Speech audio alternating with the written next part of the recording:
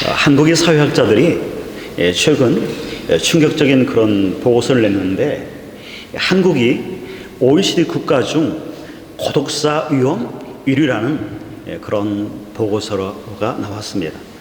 현재 한국의 고독사는 매년 하루 10명꼴로 발생하고 있고, 절반 이상은 60대 노인들입니다. 그런데 최근 몇 년 사이에 특이한 것이 발견되어졌는데, 최근 몇 년 사이에 20, 30대 고독사가 늘어나고 있다는 그런 보고서가 나왔습니다. 고독사는 더 이상 외로운 노인들만의 이야기가 아닙니다. 젊은이들도 사회와 단절되어지고 가족과 단절된 채 쓸쓸한 죽음을 맞이하는 경우가 늘어나고 있습니다. 고독사 현장에 가면 몇 가지 공통적인 그런 특징들이 있다라고 전문가들은 얘기를 합니다. 첫째는 술병들이 많다는 것입니다. 외로움을 술로 그들이 달래는 것이죠. 또 하나는 테이블 위에 약봉지가 쌓여 있다는 것입니다. 그 어디도 갤 곳이 없기에 술과 약봉지를 의지하며 홀로 살아가다가 쓸쓸한 생을 마감하는 것입니다.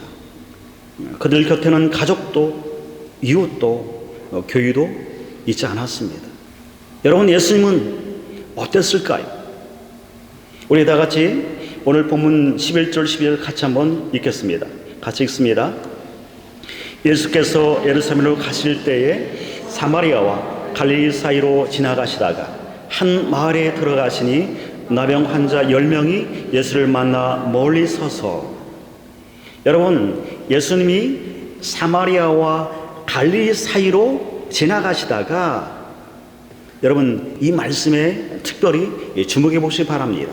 10명의 나병 환자들의 입장에서 보면 그들은 사마리아에도 갈릴리에도 그 어디에도 속할 수 없는 자들입니다.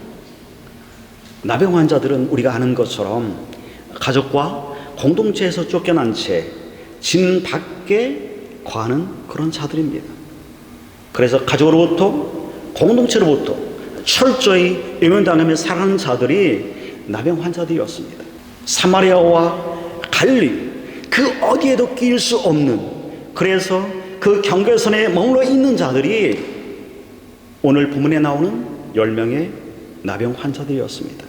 또한 그들은 사마리아와 갈릴리, 그 경계 안에 갇혀 있는 채 소망이라는 조금도 찾아올 수 없는 그런 자들이 10명의 나병 환자로 할 수 있습니다. 그런데 예수님이 그 경계 안으로 들어오신 것입니다. 예수님은 사람이 만들어 놓은 경계를 허물고 그 경계 안으로 들어가시는 분이십니다. 예수님이 이 땅에 인간의 몸을 입고 오신 이 성육신 사건은 경계를 허물고 그 경계 안으로 들어오신 최고의 사건이라 할 수 있습니다. 왜 하늘과 인간의 경계를 뚫고 예수님이 이 땅에 오셔야 했습니까? 저와 여러분을 살기 위해서입니다. 이를 위해서 영원하신 그분이 시간 속으로 들어오셨고, 걸어가신 하나님이 인간의 몸을 입고 이 땅 가운데 오신 것입니다. 십자가 사건 또한 경계를 허문 초기의 사건이라고 할 수가 있습니다. 우리 주님은 십자가로 죄인과 하나님 사이의 그 경계를 허무셨습니다. 성경은 이 사건을 자신의 육체로 성소의 휘장을 찢으셨다라고 그렇게 기록하고 있습니다. 자신의 온몸을 찢으셔서 인간과 하나님 사이에 화평을 이루신 분, 그분이 우리 주님이십니다. 하늘과 이 땅의 경계를 뚫고 이 땅에 오신 우리 주님이 십자가로 자신의 온몸을 내어주어 죄인과 하나님 사이의 경계를 허무셨던 그 주님이 저와 여러분을 위해서 여러분 무엇인들 하지 못하시겠습니까? 우리 주님은 다 하실 수 있는 분이십니다. 우리가 우리 주님께 우리 모든 것들을 여러분 다 맡기시기 바랍니다. 여러분 그분을 신뢰하시기 바랍니다. 그리고 여러분 그분 안에 거하시기 바랍니다.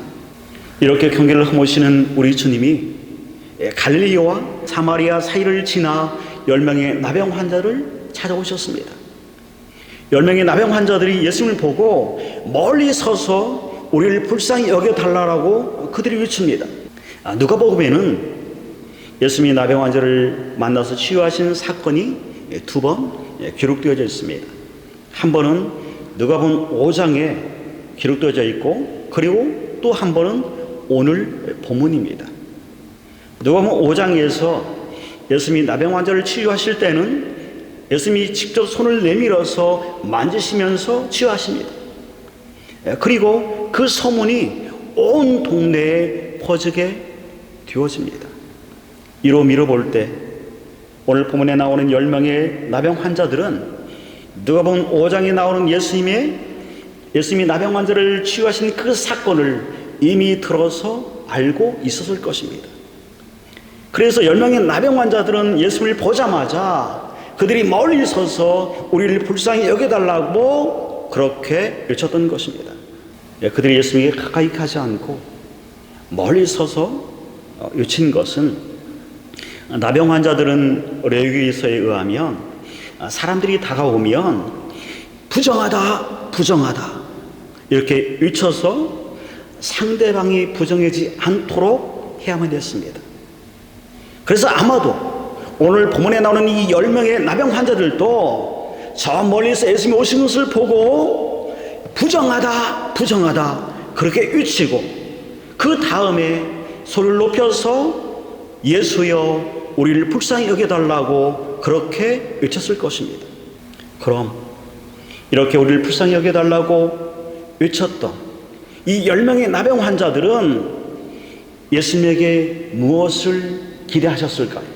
누가복음 5장에서 예수님이 나병 환자를 고치실 때 직접 만드셔서 고치신 사건을 이미 들어서 알고 있기 때문에 10명의 나병 환자들은 우리를 불쌍히 여겨달라고 외쳤을 때 예수님이 우리에게 다가오셔서 누가복음 5장의 그 사건처럼 우리들을 직접 만지셔서 고치실 것을 기대하셨을 것입니다. 그런데 어떻습니까? 예수님이 어떻게 하죠? 가서 제사장들에게 너희 몸을 보이라고 말씀합니다. 순간 10명의 나병 환자들은 이게 뭐지? 아마 그런 반응을 보였을 것입니다. 왜냐하면 나병 환자의 제사장이 자신의 몸을 보일 때에는 자신의 몸이 완전히 남을 받아서 제사장에 가서 자신의 몸이 완전히 나았음을 확인받고 공동체 안으로 들어가기 위해서 제사장을 찾아가는 것입니다. 그런데 지금 10명의 나병 환자들은 그들의 몸 상태는 여러분 어떻습니까? 여러분 아직 나은 게 아닙니다.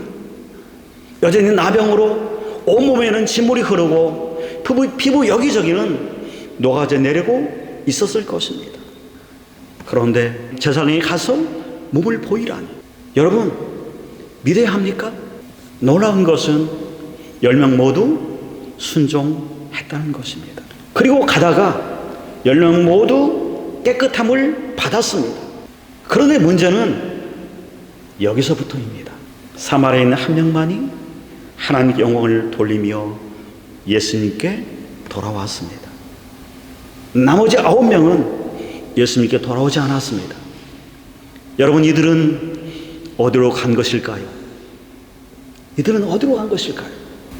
나병 환자들이 자신의 몸이 완치되어지면 가정이나 공동체 안으로 들어가기 위해서는 가장 먼저 제사장이 가서 자신의 몸을 보이고 완치되었음을 판명받고 정결 예식을 치른 후에 가족이나 공동체 안으로 들어갈 수 있습니다. 그러기에 아마도 이 9명의 나병 환자들은 자신의 몸이 나았음을 보고 그 즉시 제사장에게 가서 자신의 나은 몸을 보였을 것입니다. 이 9명은 예수를 만나 그 만난 목적을 다 이루었습니다. 목적을 다 이룬 뒤에는 더 이상 예수님을 찾지 않았습니다. 나병이 나았던 이 9명에게 예수님은 자신의 목적을 이루는 단지 수단에 불과했습니다. 목적을 이루었으니 이제 더 이상 나에게 예수는 필요하지 않다는 것입니다. 사람들이 병이 들면 병나기를 간절히 원하고 또 기도를 부탁하기도 하고 또 간절히 하나님을 찾기도 합니다. 그런데 병이 나으면 그들 중에는 교회를 떠나는 사람이 있습니다. 또 직장이나 학교를 위해서 그렇게 열심히 정말 기도하고 그리고 예배를 드리다가 직장이 되어지고 좋은 학교에 진학하게 되어지면 자신의 목적을 이뤘기 때문에 더 이상 마치 9명의 나병 환자들처럼 더 이상 주님을 찾지 않는 그런 사람들이 있습니다.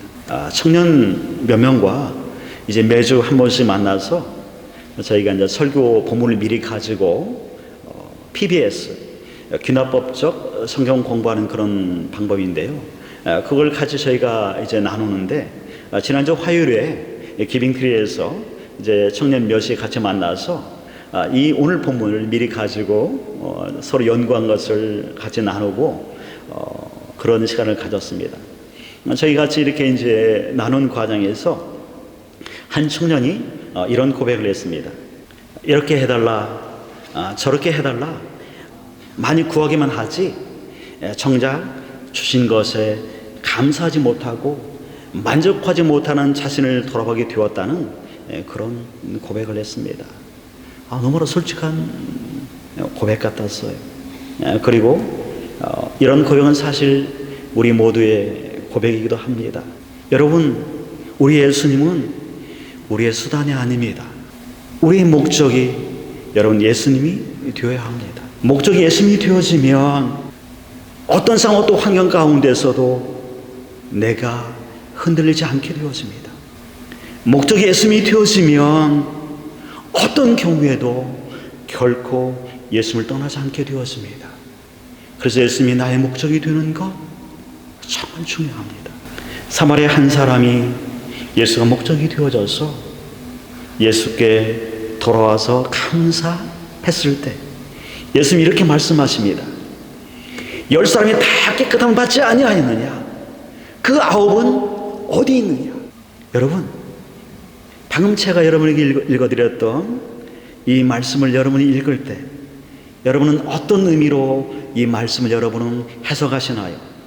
하나님께 감사하지 않았던 이 9명, 이 9명이 예수님에게는 너무나 못마땅하고 서운해서 지금 예수님이 그런 말씀을 하신 걸까요? 만약 우리가 성경을 읽을 때 이런 의미로 해석한다면 우리는 우리 예수님을 옹졸한 사람으로 만들어 버리는 것입니다. 예수님이 어떤 의미로 말씀하셨는지 우리가 이해하기 위해서는 우리가 19절을 볼 필요가 있습니다. 우리 다 같이 한번 19절 우리 같이 한번 읽겠습니다. 그에게 이르시되 일어나 가라, 내 믿음이 너를 구원하였느니라 하시더라. 돌아와 예수님께 감사한 사마리아 사람에게 예수님이 뭐라고 말씀하시냐면 내 믿음이 너를 구원하였다라고 말씀하십니다. 여러분, 그렇다면 예수님이 사마리아 사람이 어떠한 믿음을 보시고 내 믿음이 너를 구원하였다라고 지금 말씀하신 걸까요? 우리가 본문을 읽을 때 많은 사람들이 오늘 본문의 핵심을 감사에 두고 본문을 읽어갑니다. 여러분, 감사도 중요해요. 여러분, 우리가 감사가 필요하고 또 반드시 감사를 해야 합니다. 그러나 오늘 본문에서 핵심은 사실은 감사가 아니라 오늘 본문의 핵심은 예수님께 돌아왔다입니다. 신학적으로 예수님께 돌아온 그 행위 자체가 신학적으로 보면 그것이 믿음입니다. 믿음은 쉽게 말하면 예수 밖에 있던 자가, 예수를 믿지 않던 자가, 그래서 예수 밖에 있던 자가 예수 안으로 들어오는 것, 그것을 믿음이라고 말합니다. 그래서 성경은 구원받는 사람들을 종종 이렇게 묘사합니다. 하나님께 돌아온 자, 주님께 돌아온 자. 여러분 많이 들어보셨죠? 그래서 예수님이 18절에서 하나님께 영광 돌린 것과 돌아온 것을 같이 놓고 이렇게 말씀하십니다. 이 이방인 외에는 하나님께 영광을 돌리러 돌아온 자가 없느냐? 하나님께 돌아온 것과 하나님께 영광 돌리는 것을 지금 같이 놓고 말씀하시는 것입니다. 예수님이 지금 9명을 찾으신 것은 그들이 병을 고침을 받았음에도 불구하고 예수님께 돌아와 감사하지 않아서가 아니라 예수님께 돌아온 사마리아 그 사람처럼 이 9명도 주께 돌아오길 원해서입니다. 주께 돌아올 때 구원이 있고 주께 돌아올 때 회복이 있습니다. 이것을 잘 보여주는 것이 누가복음 15장의 탕자 이야기이죠. 허랑방탕에서 모든 것을 다 잃어버렸던 탕자, 그 둘째 아들. 그 둘째 아들의 회복의 시작은 여러분 언제이냐면 둘째 아들이 아버지께 돌아올 때입니다. 돌아올 때 둘째 아들의 회복이 시작되어졌습니다. 2차 세계대전 중 노르망디 해변에서 한 미군 소대장은 죽어가는 젊은 병사의 곁에 있었습니다. 총알을 맞고 서서히 죽어가는 이 청년이 떨리는 목소리로 이렇게 말했습니다. 제가 죽기 전에 하나님께 돌아갈 수 있을까요? 소대장은 이렇게 말했습니다. 그럼 돌아갈 수 있지. 그리고 병사의 손을 잡고 이 소대장이 기도를 해주었습니다. 그러자 총알을 맞고 죽어가는 이 젊은 병사가 마지막 숨을 몰아쉬면서 이렇게 말했습니다. 하나님께 돌아가는 길이 이렇게 가까운 줄 몰랐습니다. 하나님이 저를 기다리고 계신 줄도. 그리고 말을 맺지 못하고 눈을 감았습니다. 그 청년은 눈을 감으면서 미소를 지었습니다. 그때 함께 있었던 그 소대장은 이 사건을 일기에 이렇게 기록해 놓았습니다.